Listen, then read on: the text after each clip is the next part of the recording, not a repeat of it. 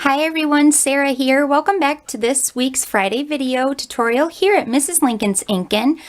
This week again, I don't have a card to show you of what we're going to be making, but if you head on over to my blog, I posted a card that I had made using the double embossing technique. And I wanted to go ahead and show you how to do that technique real quick because it's a really fun technique to do, so you can get a couple of different colors of embossing powder in there on the same image. So let's go ahead and just jump right in and get started.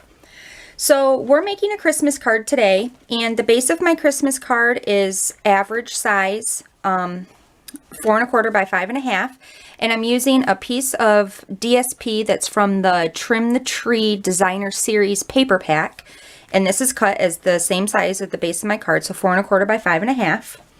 Now what you're going to need first to start is you're going to need a piece of Whisper White. I like using a light color because it helps the embossing powder show up better. And we're using the stamp set today, Seasonally Scattered. We're using the Mary, that's right there. So you're going to take your piece of paper that you have here and your embossing buddy. And what the embossing buddy does when you use embossing powder is it takes all of the static away from your paper so you don't get like those little strays of embossing powder everywhere. So the embossing buddy or some sort of embossing tool I think is very important when you're using embossing powder. So I have that all prepped with my buddy. Now I'm going to take my image and my Mary image and then my Versamark ink, and I'm going to ink this up really well. Make sure it's good and coated. Sorry if the camera's bouncing all over the place. Alright, and then I'm going to try and get this as center as I can in on my Whisper White. Put it down just like this. Okay. So you can't really see anything right now. There's just kind of like a, the image is right there in the Versamark. Now I'm using two colors obviously today of the embossing powder. I'm using Wild Wasabi, which is retired with Stampin' Up, and then the Cherry Cobbler. So what you need to do is decide what color you want just to have a splash on your image. And for that I'm choosing the Wild Wasabi. I just want a splash of the Wild Wasabi everywhere. So then you're just going to kind of sprinkle it where you want it. Doesn't have to be exact. Obviously it's powder, so there is no, exact science to it. So then you're going to take your piece of paper here that you have, and then really quickly you're just going to flip it upside down. Okay? So see how it's just kind of scattered in there everywhere? So we're going to clean up our Wild Wasabi mess that we just made here. Alright, set that aside. Now I'm going to take my Cherry Cobbler and my image again. What I'm going to do with my Cherry Cobbler is I'm going to completely cover the rest of my image. Just going right on top of the Wild Wasabi. It doesn't matter. Tap off the excess there. Look at how pretty. Oh my goodness. Clean up our mess here. Crafting is very messy, but I love it.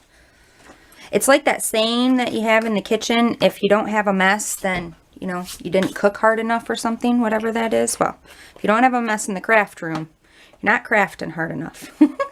Alright, so now we're going to take our heat tool, and when I use my heat tool, I turn it on first and then let it get kind of hot, and I'm sorry for the noise there. And I've noticed that if you let your heat tool kind of heat up a little bit before you touch the paper, it helps your paper not warp as bad because of the heat. So then we're just gonna set this color here.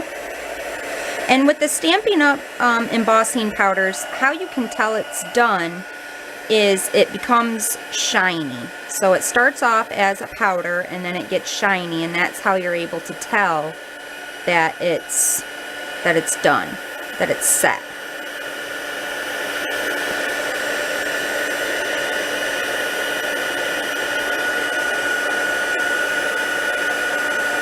Make sure to get all those little spots in there.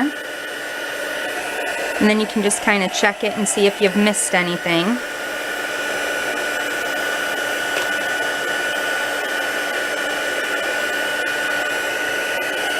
And that looks good to me.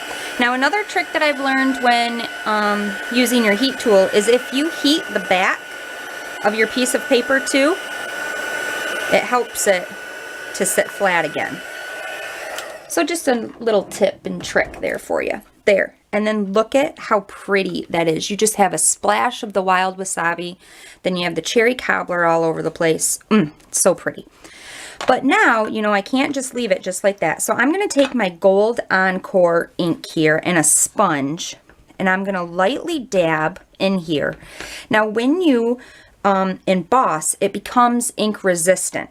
So I'm just going to rub this all over just so my paper isn't so stark white, because I don't really like just the stark look.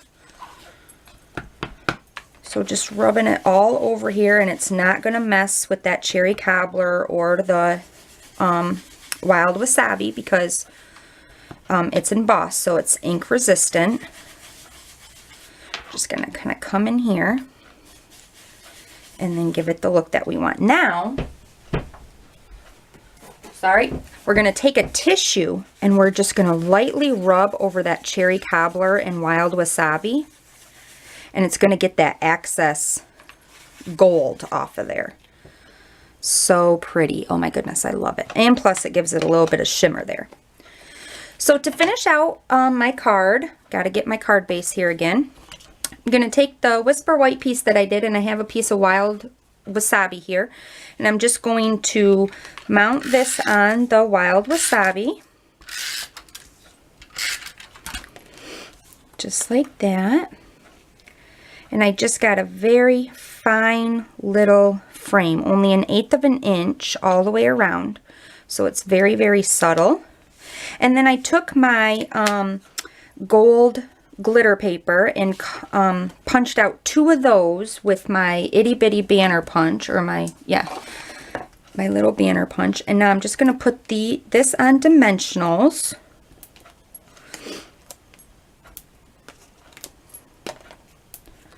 And then pop this up on the front of my card. And there you go. How cute is that? And pretty simple. Love it. All right, all. Well, thank you so much for stopping by. I hope you enjoyed today's video tutorial. Until next time, happy inking!